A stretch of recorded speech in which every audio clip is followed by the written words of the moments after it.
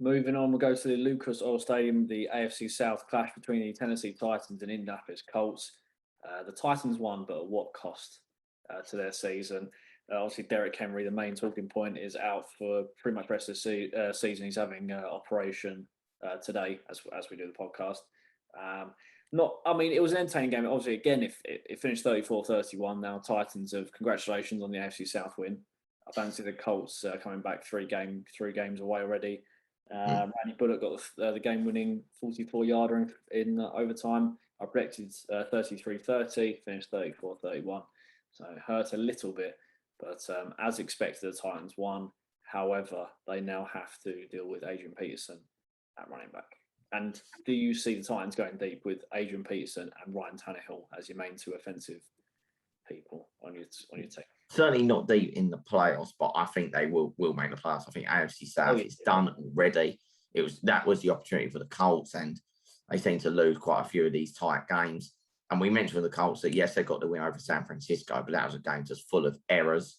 And this week, I just felt that the Tennessee game be too much for them. That proved to be correct. And one positive that I will say in Tennessee, of course, losing Derek Henry is huge because that is their game. They give him at least 25 to 30 rush attempts every time.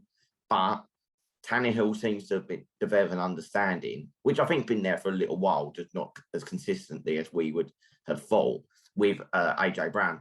Certainly, he seems to be the main deep rat. And I think it's the classic trap of what teams fall into, which is working for Tennessee, similar to what happened at Atlanta, where team defenses are so focused on Julio Jones, the number two receivers getting the more plays.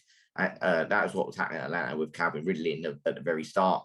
And that's what Titans are doing now with AJ Brown. So the passing games there, if Tannehill can stay consistent, Colts' point of view is just a case really of if they keep Jonathan Taylor quiet, isn't that much there.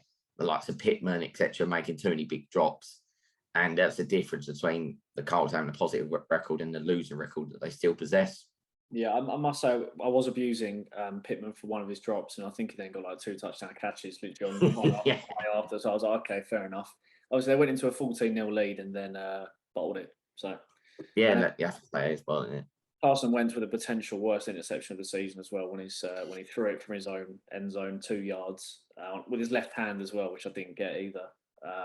For a return touchdown from 2 yards. So congratulations, Carson Wentz. Well played, Carson.